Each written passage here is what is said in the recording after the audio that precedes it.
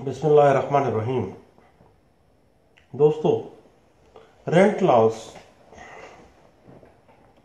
आजकल Punjab rented premises act 2009 के गिर्द घूमते हैं। पंजाब रेंटेड प्रीमिसेस एक्ट जो है ये इंडिविजुअल्स के सब्सटेंटिव राइट को ही सिर्फ रिलेट नहीं करता, बल्कि प्रोसीजरल राइट्स भी यही फ्राहम कर रहा है। Punjab rented premises act 2009 landlord और टेनेंट के राइट्स की प्रोटेक्शन के लिए बनाया गया, और ये बात याद रखने के काबिल है कि सीपीसी 1908 की जो प्रोविजंस हैं वो पंजाब रेंटेड प्रीमिसेस एक्ट 2009 की प्रोसीडिंग्स में एप्लीकेबल नहीं है। अगर आप इजेक्टमेंट प्रोसीडिंग्स में हैं तो कतई सूरत सीपीसी 1908 का कोई हवाला नहीं दे सकते कहीं भी उन प्रोसीडिंग्स में जो पंजाब रेंटेड प्रीमिसेस एक्ट 2009 के तहत इजेक्टमेंट में जा रही हैं। सीपीसी एप्लीकेबल ही नहीं है। उसके बाद इजेक्टमेंट प्रोसीडिंग्स चल रही हैं 2009 के पंजाब रेंटेड प्रीमिसेस एक्ट के तहत।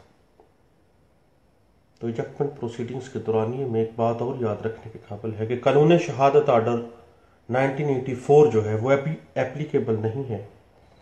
आप क्यूएसओ के मुताबिक अपनी शहादत नहीं करवाते हैं, बल्कि अदालत का एक स्पेशल लॉ के तहत अपना प्रोसीजर है। और ये प्रोसीजर ना सिर्फ प्रोसीजरल राइट्स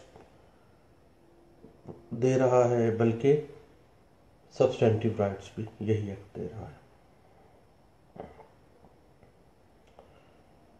इसी एक्ट की सेक्शन 15 जो है वो ग्राउंड्स ऑफ इविक्शन जो है वो प्रोवाइड करती हैं, और यही एक्ट जो है ये powers of civil court vested in rent tribunal ये भी हमें प्रोवाइड कर रहा है। अब हम देखते हैं कि हम किरायादारी शुरू कैसे होती है। किरायादारी टेनेंसी एग्रीमेंट से शुरू होगी, जिसको मुआहदा किरायादारी कहते हैं। मुआहदा किरायादारी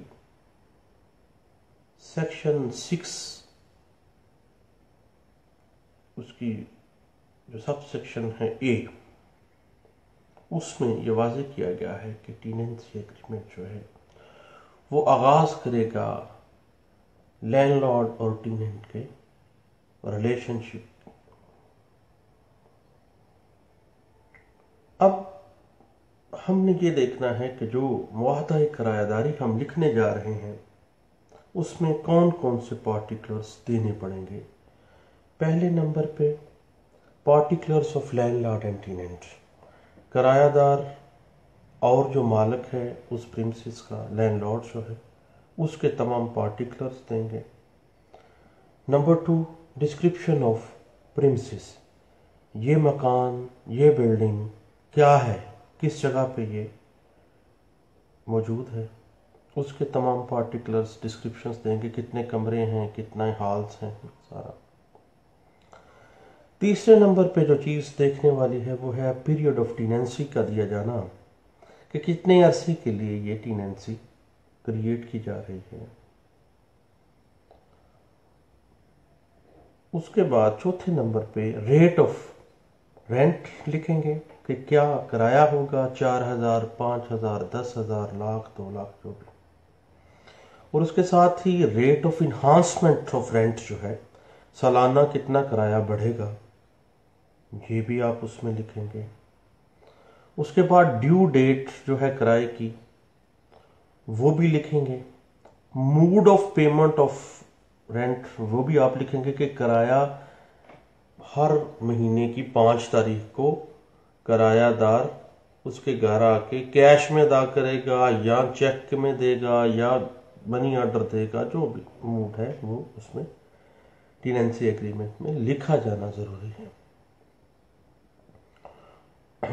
और अगर बैंक के जरिए किराया दिया जा रहा है तो particulars of the bank account of landlord लिखें कि लैंडलॉर्ड का ये बैंक अकाउंट नंबर है, इसमें ये हर महीने की 5 तारीख को या 10 तारीख को किराया जमा करवाया करेगा।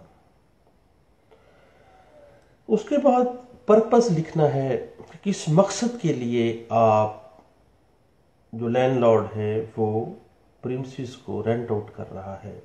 रेजिडेंशियल पर्पस है, कमर्शियल पर्पस है, इंडस्ट्रियल पर्पस है, जो भी पर्पस है वो आपने लिखना है। लेकिन एक बात याद रखिएगा कि वो पर्पस लीगल होना चाहिए। ये ना हो कि वहाँ पे अफ्यूम बनाने का कारखाना लगाया जा रहा हो या चर्च बनाने का कारखाना या जाली अद्वियात बनाने का। तो ये पर्पस बाकायदा आपने लिखना है कि एक कारखाना या एक कमर्शियल पर्पसेस के लिए इस्तेमाल किया जाएगा इसके प्रीमिसेस, या ये रेजिडेंशियल पर्पस के लिए इस्तेमाल किया जाएगा। उसके बाद अमाउंट ऑफ एडवांस लिखा जाएगा कि कितना पैसा एडवांस किराए में दिया जा रहा है, और सिक्योरिटी या पगड़ी अगर कोई है तो ये बात भी लिखी जाएगी। एक बात जहन में रखिएगा कि एडवांस होता है, ये जो हमारे यहाँ आम तौर पे मूड बनाया जाता है कि 10 लाख एडवांस होगा जो कि किराया में काट लिया जाएगा। बेतहाशा हाई कोर्ट्स और सुप्रीम कोर्ट्स की अथॉरिटीज मौजूद हैं कि एडवांस मनी होनी चाहिए, वो किराए में एडजस्टमेंट नहीं होनी चाहिए उसकी।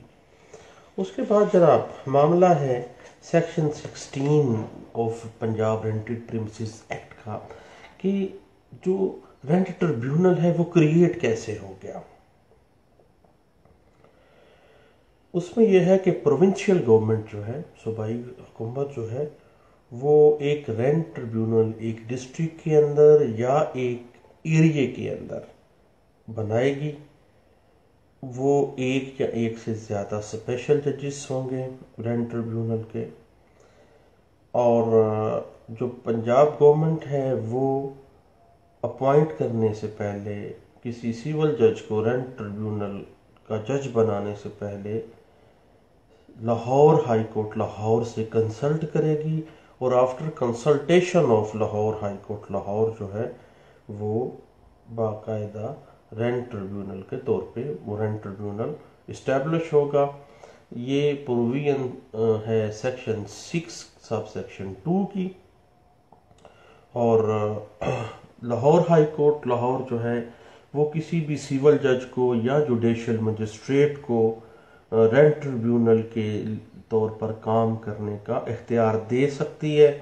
किसी भी एरिया के अंदर एक से ज़्यादा जुडिशियल मजिस्ट्रेट या सिविल जजेस को इख्तियार दे सकती है। तो पंजाब रेंटेड प्रीमिसेस एक्ट 2009 की सेक्शन 16 जो है वो रेंट ट्रिब्यूनल जो है वो क्रिएट कर रही है, जो जिसका इख्तियार Lahore high court Lahore Punjab government के साथ कंसल्टेशन, इन दोनों की बाहमी कंसल्टेशन होती है, और वो किसी सिविल जज को या किसी जुडिशियल मजिस्ट्रेट को उसके इख्तियारात दिए जाते हैं, बाख्तियार किया जाता है एज ए रेंट ट्रिब्यूनल। उसके बाद सेक्शन 17 की सब सेक्शन 2 जो है वो जो है रेंट रजिस्ट्रार जो हैं उसको क्रिएट करते हैं। उसकी जो गवर्नमेंट है वो एक रेंट रजिस्ट्रार को एक डिस्ट्रिक्ट के अंदर बनाएगी, और रेंट रजिस्ट्रार जो है वो टेनेंसी एग्रीमेंट के पार्टिकुलर्स को रजिस्टर करेगा, या कोई भी जो एग्रीमेंट है रेंटेड प्रीमिसेस के रिलेटेड, कोई अगर एग्रीमेंट टू सेल भी हो जाता है या कोई भी ऐसा एग्रीमेंट होता है टेनेंट और लैंडलॉर्ड के दरमियान, तो वो आपस में उसको तय कर सकते हैं। उसको रजिस्टर करवाने के लिए वो राब्ता कर सकते हैं रेंट रजिस्ट्रार के पास। उसमें जनाब अगर दरखास्त इजेक्टमेंट चल रही है रेंट ट्रिब्यूनल के पास तो उसका फैसला 4 माह के अंदर अंदर करना लाजमी है। ये बात कही गई थी 2017 MLD पेज है 53 में। उसके बाद अगर section 30 of Punjab remitted premises act 2009 की खिलाफ वर्जी जो है की गई है तो वो इजेक्टमेंट की जो पटिशन है उसके ऊपर असरअंदाज नहीं होगी। ये बात कही गई थी 2017 एमएलडी पेज है 418 में। उसके बाद अगर दौरान किरायादारी मुआहदा बै या दावा तमील मुख्तस कर दिया गया है और वो ज़ेर समात चल रहा है टीनेंट और लैंडलॉर्ड के दरमियान, तो जो इजेक्टमेंट की पटिशन है वो खारिज इस बुनियाद पे नहीं हो सकती कि जनाब इनके दरमियान तो मुआहदा बै हो गया है या इनके दरमियान स्पेसिफिक परफॉर्मेंस ऑफ कॉन्ट्रैक्ट जो है उसका तो केस समात हो रहा है, इस बिना पे इजेक्टमेंट पटिशन जो है वो खारिज नहीं होगी। ये बात इंटरप्रेट की गई है 2016 CLC पेज है 1832 में। उसके बाद रेंट कंट्रोलर जो है उसके पास इख्तियार है कि कोई भी रीजनेबल प्रोसीजर, हत्ता कि अगर वो चाहे, वो उसके ऊपर बाइंडिंग नहीं है सीपीसी, लेकिन अगर वो चाहे तो सीपीसी में भी अपना एक मुनासिब जो उसका प्रोसीजर है वो इख्तियार कर सकता है, ख्वाह वो प्रोसीजर सीपीसी से ले ले या अपनी आज़ाद मर्जी के साथ वो आज़ाद है, उसके पास इख्तियार जो है वो एक स्पेशल जज के तौर पे वो उसको इख्तियार रख रहा होता है। ये बात कही गई थी 2016 YLR पेज है 13 में और 2016 YLR पेज है 113 में। तो उसके बाद दरखास्त दखली जो है बजरिया अटारनी भी दायर की जा सकती है और इजेक्टमेंट के लिए, इजेक्टमेंट पटिशन के लिए लैंडलॉर्ड की जो असालतन हाजिरी है वो लाजिम नहीं है जनाब। ये बात कही गई 2016 YLR पेज है 293 में। और एक बड़ी टेक्निकल सी बात है कि अगर टेनेंसी एग्रीमेंट जो है वो अगर तहरीर नहीं किया गया तो तहरीरी मुआहदा किरायादारी जो है उसकी अदम मौजूदगी में किरायादारी की जो मुद्दत है वो ओनली 1 मंथ होगी। 1 मंथ। एक दफ़ा डिफाल्टर होने के बाद किराया अदा करना भी किरायादार को कोई फ़ायदा नहीं होगा, क्योंकि टेनेंसी एग्रीमेंट ही नहीं जब लिखा गया तो किरायादारी किस चीज़ की क्रिएट हो गई। अगर ज़बानी किरायादारी थी तो वो 1 माह के लिए थी, बाद में एक दफ़ा डिफ़ॉल्ट कर गया है वो तो दोबारा आ गया है अगर किराया देने तो वो उसको कोई फ़ायदा नहीं होगा, वो उसको इजेक्टमेंट में ही जाना पड़ेगा। ये बात मुख्तलिफ केसेस लॉ में डिस्कस की गई है। 2016 MLD पेज है 103 और 2015 CLC पेज है 1187। टेनेंसी एग्रीमेंट जो है ना वो लिखा जाना इंतहाई ज़रूरी है, उसके कंटेंट्स हमने अभी डिस्कस की हैं। ये बात इंटरप्रेट की गई थी 2016 YLR पेज है 405 में। और रेंट कंट्रोलर अगर कोई दरमियानी हुक्म जारी करता है, कोई इंटरम ऑर्डर देता है तो उसके खिलाफ रिट पटिशन जो है वो मेंटेनेबल नहीं है। यहाँ पे ऐसे होता है कि रेंट ट्रिब्यूनल, रेंट कंट्रोलर ने अगर कोई इंटरलोकेटरी ऑर्डर जारी कर दिया है तो चलो जी रिट पटिशन में जाते हैं, वहाँ से खारिज करवा के वापस आ जाते हैं। ये तरीक़ाकार ठीक नहीं है। कानून कहता है कि अगर रेंट कंट्रोलर का इंटरलोकेटरी कोई भी जो ऑर्डर है उसके खिलाफ writ petition under article 199 constitution of Pakistan 1973 maintainable ही नहीं है। और इस बात को इंटरप्रेट किया गया एक केस लॉ में 2015 CLC पेज है 663 में। और जनाब इजेक्टमेंट की पटिशन चल रही हो और टेनेंट कहे कि मैंने तो पगड़ी दी है, एक लंबी चौड़ी रकम दी है पगड़ी की, तो दावा बेदखली का फैसला करते हुए पगड़ी की रकम का फैसला करना भी रेंट कंट्रोलर की दायरा इख्तियार में है। उसका ही फ़र्ज़ है कि वो पगड़ी का फैसला भी वही करेगा। ये बात कही गई 2015 YLR पेज है 1647 में। उसके बाद अगर टेनेंसी एग्रीमेंट नहीं है, कोई किराए की रसीद नहीं है, तो मालिक और किरायादार का कोई ताल्लुक ही साबित नहीं होता, वो तो फिर इलीगल ट्रेसपासर तस्वर किया जाएगा, क्योंकि वो बंदा किरायादार तो है ही नहीं, ना ही वो साबित हो सकता है। ये बात 2015 PLJ 121 पेज पे इसको इंटरप्रेट किया गया था। उसके बाद अगर इजेक्टमेंट पिटीशन चल रही हो तो अगर हम जो अदायगी कराया है वो बजरिया क्रॉस चेक जो है उसकी अदायगी नहीं हो सकती, बल्कि वो कैश ही जमा करवाना पड़ेगा आपको बैंक के अंदर, क्रॉस चेक नहीं हो सकता। ये बात कही गई 2015 SCMR पेज है 642 में। उसके बाद रेंट कंट्रोलर अगर कोई एक्स पार्ट ऑर्डर जारी कर देता है, दूसरी पार्टी की अगर मौजूदगी में एक ऑर्डर जारी हो सकता है तो कर देता है, तो देन उसकी जो लिमिटेशन है वो ओनली 30 डेज है। 30 डेज के अंदर अंदर आपने उसको यकतरफा ऑर्डर को मनसूख करवाना है। ये बात कही गई 2015 CLC पेज है 620 में। उसके पास बाद अगर रुपए की वैल्यू जो है वो डाउन हो गई है, इन्फ्लेशन रेट बढ़ गया है, पैसे की कदर कम हो गई है, तो पगड़ी की रकम में इजाफे का जो फैसला है, क्योंकि उस जमाने आज से 20 साल पहले पगड़ी दी गई थी जनाब 1 लाख रुपया, तो आज के दौर में उस दौर के 1 लाख और आज के दौर में बड़ा फर्क है जनाब। डिवैल्यूएशन हो गया है रुपया, और ये सारे रुपए की कदर के कम होने का जो फैसला है, पगड़ी की रकम में इजाफा होना है, उसका फैसला करना भी रेंट कंट्रोलर का फर्ज है, क्योंकि किराएदार ने वक्त के साथ किराया बढ़ा दिया था। जब किराया बढ़ा है तो पगड़ी की जो अमाउंट थी, जो उसके पास एडवांस रकम पड़ी रही है, उसका फैसला करना भी रेंट कंट्रोलर की जिम्मेदारी है। ये बात कही गई। ये बात नहीं है कि जी 2 लाख रुपया एडवांस दिया तो 2 लाख ही वापस मिलेगा 20 साल बाद, ये और पगड़ी की रकम का भी इसी तरह ये सारा फैसला करना रेंट कंट्रोलर के पास ज़ुमरे में आता है, उसके फ़र्ज में आता है। ये बात तय की गई थी 2015 YLR पेज है 1617। अब अगर किरायादार को पता चल गया कि मालिक जो है मकान का या उस प्रिमिसेस का वो फोत हो गया है, तो फिर भी उसी के नाम जाके किराया जमा करवाता रहा है, तो अगर जानबूझकर वो ऐसा कर रहा है, उसी के अकाउंट में जाके जमा करवा रहा है, तो ऐसा करना जो है ना कस्तन डिफ़ॉल्ट के ज़ुमरे में आएगा, क्योंकि उसको पता है कि मेरा जो मालिक है जब वो फौत हो गया है तो उसके जो वारसान हैं, जो उसके बेटे हैं, उसके जो वारसान दीगर है, उसकी बीवी है, तो उसके पास जाके उसको जमा करवाना चाहिए था। लाजमी बात है जायदाद की वरासत उसके मरने के बाद इफेक्टिव हो गई है। ये बात तय की गई 2015 YLR पेज है 1179 में। और अगर किराएदार जनाब रिलक्टेंट आ जाओ मैंने किराया नहीं जमा करवाना, तो फिर एडजस्टमेंट की बेहतरीन हो जाएगी इसकी ग्राउंड। तो 2015 CLC पेज है 2229, इसको इंटरप्रेट किया गया है।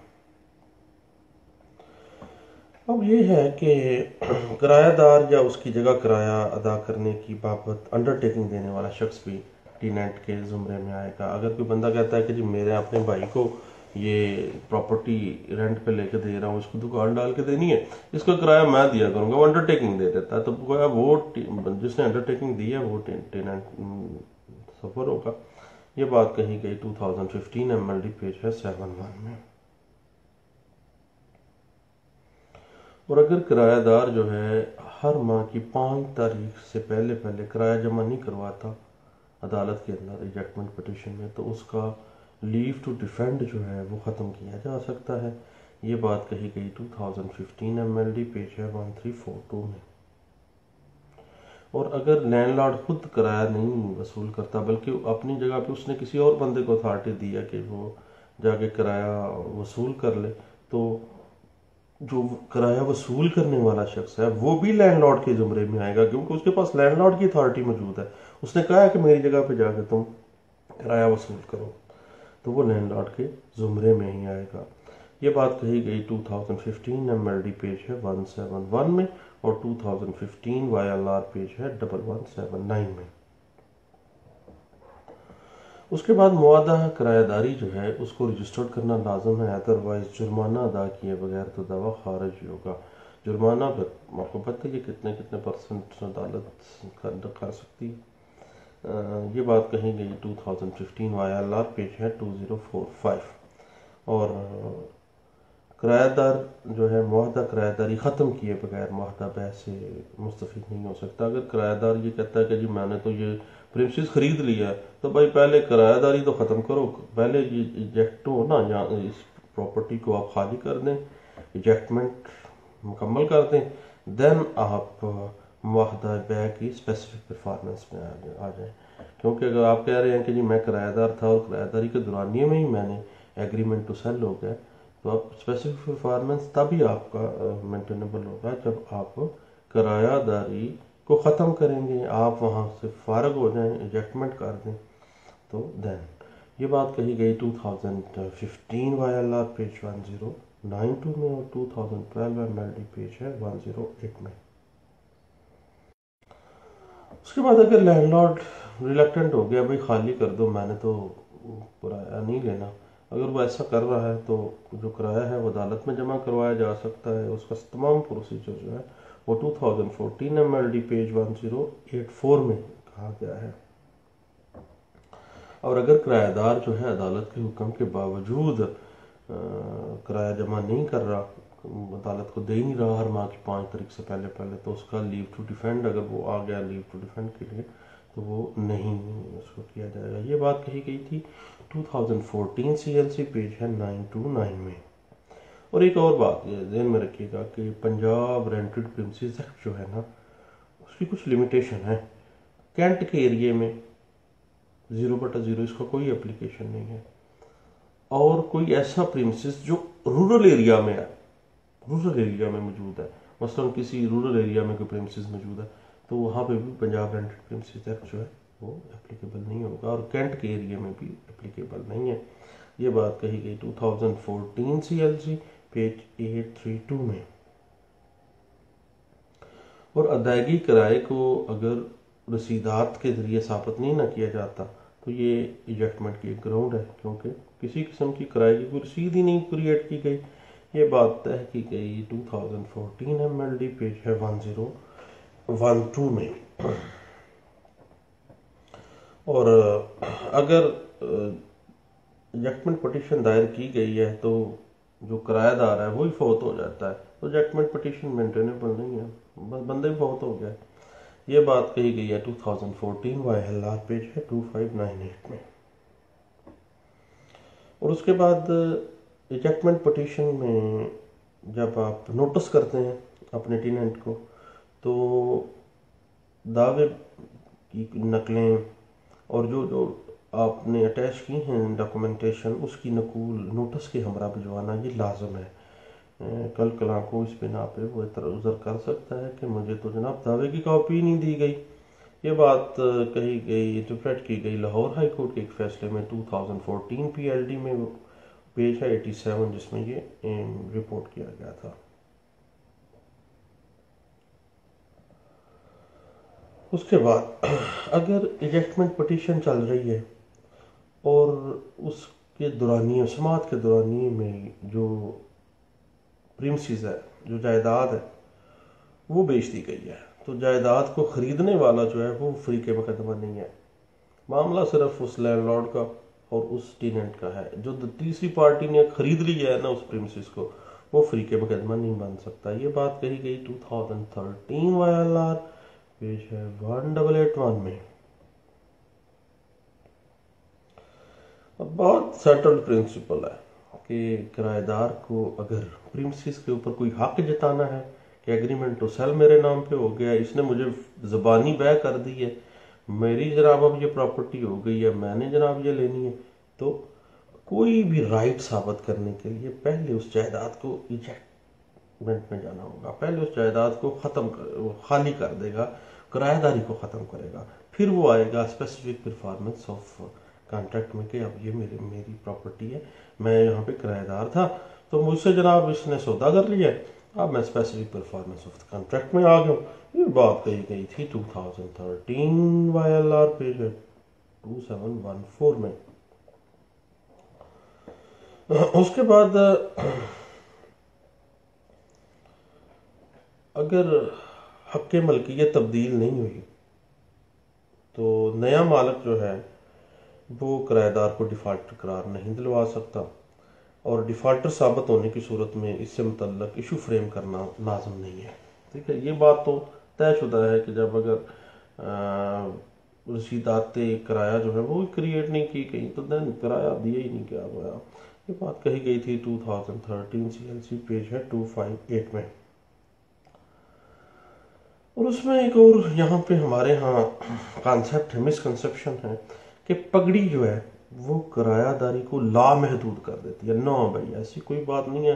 पगड़ी किरायादारी को लामहदूद नहीं करती, बल्कि वो एडवांस मनी है। पगड़ी जो है वो ये मैक्सिमम ये आप कह सकते हैं कि जी वक्त के साथ साथ पैसे की वैल्यू कम हो गई है, इस वजह से ये पैसा जो लाख रुपया पगड़ी दी थी वो 10 लाख मिलना चाहिए। ये तो भाई फैसला करना जो है वो रेंट कंट्रोलर का काम है। ये बात कही गई थी 2013 SCMR पेज है 1520 में।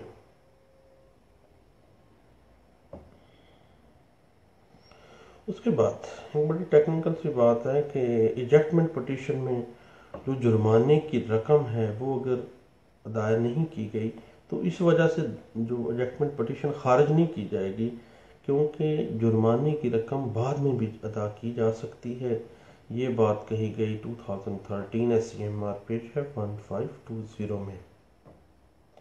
उसके बाद रेंट कंट्रोलर जो है कोई भी फाइनल ऑर्डर दे देता है। इंटरोगेटरी में तो पिटीशन नहीं होगी, जो अवेलेबल नहीं है। रेंट कंट्रोलर के फाइनल ऑर्डर के खिलाफ अपील होगी। ठीक है जी, रेंट कंट्रोलर के फाइनल ऑर्डर के खिलाफ अपील रवां होगी, अपील आप कर सकते हैं। ये बात कही गई 2013 MLD पेज है 371 में और 2009 YLR पेज है 136 में।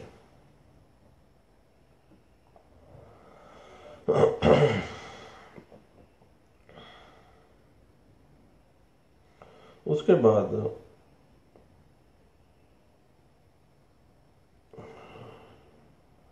अगर रिजेक्टमेंट पिटीशन में ये साबित हो जाता है कि टेनेंट और लैंडलॉर्ड का रिलेशनशिप मौजूद था, ये बंदा वाकई किराएदार था और ये बंदा लैंडलॉर्ड था, साबित हो गया है, रसीदात किराया आ गई हैं, टेनेंसी एग्रीमेंट आ गया है, देन इजेक्टमेंट पिटीशन में इजेक्शन जो है ना, इजेक्टमेंट वो लाजमी होगी। ये नहीं हो सकता कि इजेक्टमेंट जैसा ना करें, करनी पड़ेगी उनको। ये बात कही गई 2012 YLR पेज 148 में। उसके बाद अगर कानून के मुताबिक उसको नोटिस नहीं भेजा गया किराएदार को तो यक तरफा कार्रवाई नहीं की जा सकती जनाब, और अगर की गई है यक तरफा कार्रवाई विद इन 30 डे वो आके उसको खारिज करवा देगा, उसके पास इख्तियार है। तो ये बात डिस्कस की गई 2011 YLR पेज है 2705 में। और रेंट के जो जितने भी मामला हैं ये बात नहीं, मतलब 145 CRPC वाली कार्रवाई की मैं बात नहीं कर रहा जनाब, ये मैं बात कर रहा हूँ पंजाब रेंटेड प्रीमिसेस एक्ट 2009 की। जो उसके मामलात हैं ना, उसमें किसी भी मामले के ऊपर रिवीजन लाई नहीं करनी, अगर करनी है तो अपील ही होनी है, रिवीजन में नहीं जाना। रिवीजन में जाने की गलती ना कीजिएगा, रिवीजन होती नहीं है इसकी, रेंट के मामलात में निगरानी नहीं होती। ये बात इंटरप्रेट भी की गई है एक केस लॉ में जो रिपोर्ट किया गया था 2011 PLJ Lahore high court page है 745 में।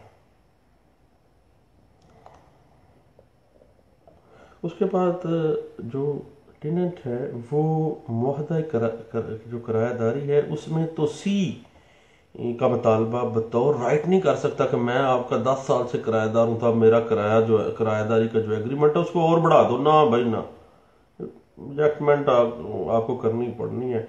आप ये मुतालबा करना आपका हक ही नहीं है किराएदार का कि जी मैं चूंकि पुराना किराएदार हूं मैं आपको रेगुलर किराया दे रहा हूं, तो जो टेनेंसी एग्रीमेंट है उसमें जनाब तो सी कर दें, तो सी करना बत्ती सूरत उसका राइट ही नहीं है और वो इसको एज ए राइट वो क्लेम नहीं कर सकता। ये बात कही गई 2011 CLC पेज है 755 में। और उसके बाद अगर टेनेंट मालिक को बताए बगैर उसके प्रीमिसेस में कोई रद्दोबदल करता है, कोई तमीरात करता है, मिस्त्री लगा लेता है जनाब, कोई दीवारें बनाना शुरू कर देता है, कोई दीवार गिराना शुरू कर देता है, तो ये एक बेहतरीन ग्राउंड ऑफ इजेक्टमेंट है और इसकी बुनियाद पे भी इजेक्टमेंट पिटीशन दायर की जा सकती है। ये बात कही गई है 2010 CLC पेज है 819 में। उसके बाद जब इजेक्टमेंट पिटीशन हो गई है या कोई भी पिटीशन दायर की है under Punjab rented premises act 2009, तो समन भेजेगा, नोटिस किया गया, नोटिस के साथ कॉपियाँ शॉपियाँ लगानी है जी लाजमी। जब नोटिस हो गया है, नोटिस की तामील हो गई है, तो विद इन तामील होने के 10 दिन के अंदर अंदर जब बंदा हाजिर हो गया, तामील हो गई है, बंदा भी अदालत में आ गया जनाब, तो विद इन 10 डेज जो टीनेंट है उसकी जानब से लीव टू डिफेंड की एप्लीकेशन दायर करनी होगी उसने। और अगर वो within 10 days leave to defend दायर नहीं करता तो किरायादारी का जो राइट टू डिफेंड है ना, ख़त्म कर दिया जाएगा, क्योंकि 10 दिन का टाइम है और 10 दिन के बाद 11वें दिन भी मुमकिन नहीं है। ये बात कही गई है 2010 CLC पेज है 847 में और 2010 YLR पेज है 109 में।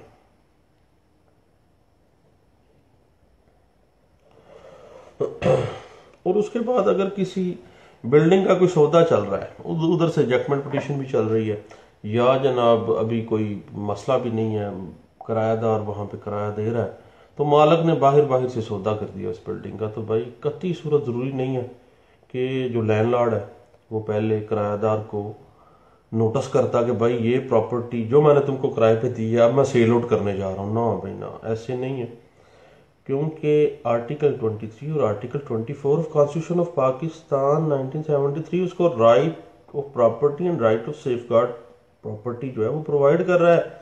वो अपनी प्रॉपर्टी को एंजॉय कर सकता है, उसको पोजेस कर सकता है, उसको अपने पास रख सकता है, उसको डिस्पोज ऑफ कर सकता है, ये तमाम राइट्स उसके कॉन्स्टिट्यूशनल राइट्स हैं। अब वो अपने राइट्स में अपने किराएदार को तो शामिल नहीं करेगा कि भाई अब मैं बेचने लगा हूँ आ जा भाई, ऐसे नहीं है। उसको नोटिस करना भी लाजमी नहीं है, कतई सूरत कोई ज़रूरत नहीं है उसको बताने की भी। तो क्योंकि बिल्डिंग की अगर सौदा करना है, फरोख्त करनी है, मलकियत तब्दील करनी है, तो किराएदार को नोटिस करना कोई लाजमी नहीं है। ये बात इंटरप्रेट की गई एक केस लॉ में जो रिपोर्ट किया गया था 2010 MLD पेज है 1988 में। उसके बाद जनाब अगर किराएदारी की मुद्दत 1 साल से ज़्यादा है तो उस टेनेंसी एग्रीमेंट को रजिस्टर्ड करवाना लाजम है, अदरवाइज 0/0। ये बात कही गई 2009 YLR पेज है 2294 में। और अगर फर्ज करें कि नया मालिक आ गया है, पहले मालिक ने प्रॉपर्टी सेल आउट कर दिया, नया मालिक आ गया या उसने प्रॉपर्टी सेल आउट की, तो वो जो नया मालिक आया है वो स्पेसिफिक परफॉर्मेंस की डिग्री लेके आ गया, नया मालिक आ गया, पुराना लैंडलॉर्ड चला गया, वो फरोख्त कर गया है, ठीक है जी। तो वो जो नया आने वाला मालिक है वो भी किराएदार को इलीगली बेदखल नहीं कर सकता, कानूनी तौर पर बेदखल कर सकता है, क्योंकि किराएदार अब नए मालिक का, जो नया मालिक है उस प्रीमिसेस का, उसका किराएदार तस्वर किया जाएगा। ये बड़ा टेक्निकल सा इशू है, ये इंटरप्रेट किया गया 2009 MLD पेज है 286 में।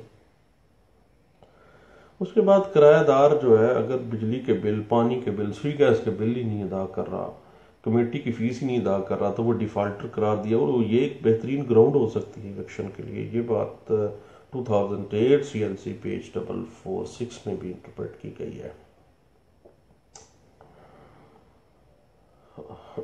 उसके बाद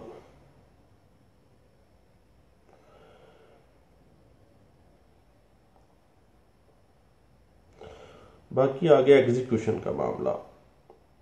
अब रेंट कंट्रोलर के दावा इजेक्टमेंट की जो एग्जीक्यूशन है वो उसी रेंट कंट्रोलर की कोर्ट में होगी जिसने वो इजेक्टमेंट पिटीशन पास की है।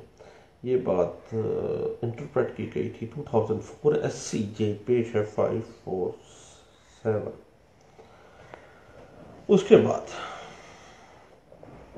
किरायादारी में अगर इन्हांसमेंट ऑफ रेंट नहीं ना लिखा गया तो ये एक चीज़ रह गई थी जब किरायादारी लिखी गई कि जनाब किराया जो है वो हर साल कितना बढ़ेगा, 2 साल बाद कितना बढ़ेगा, तो ये बात रह गई है, किराएदारी एग्रीमेंट में मिस हो गई है। तो भाई 3 साल बाद जो अगर कमर्शियल बिल्डिंग है तो उसका किराया खुद ब खुद 25% के हिसाब से बढ़ जाता है, और अगर रिहायशी है तो देन 10% बढ़ जाएगा। ये कम अज़ कम है। ये बात इंटरप्रेट की गई थी 2003 CLC पेज है 40 में। और एक बड़ा टेक्निकल सी बात है कि रूरल एरिया के अंदर जो बिल्डिंग्स हैं उसके ऊपर पंजाब रेंटेड प्रीमिसेस एक्ट जो है वो एप्लीकेबल नहीं होगा, बल्कि ये तो होगा सिर्फ अर्बन के एरियाज में जो बिल्डिंग्स मौजूद हैं उसके ऊपर होगा। ये बात भी मुख्तलिफ जगहों पे इंटरप्रेट की गई है। और उसके बाद रेंट कंट्रोलर के पास इख्तियार है कि वो अगर डिफ़ॉल्ट है, पिछले कई सालों से वो किराया ही नहीं दे रहा किराएदार, और अब मालिक मकान तंग आके अदालत रेंट कंट्रोलर के पास आ गया है, तो रेंट कंट्रोलर जो है मैक्सिमम प्रीवियस 3 ईयर तक का किराया जमा करवाने को कम दे सकता है कि पिछले 3 सालों का किराया जमा करो जो तुमने दिया नहीं है अपने लैंडलॉर्ड को। ये बात इंटरप्रेट की गई 2002 YLR पेज है 1353 में कि उसके बाद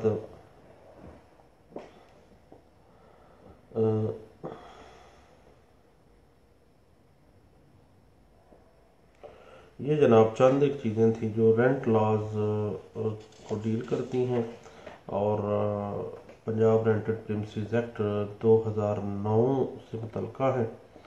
और इसमें सबसे अहम प्रोविजन तो यही है कि application of CPC and QSO बाख्तियार है जी रेंट कंट्रोलर।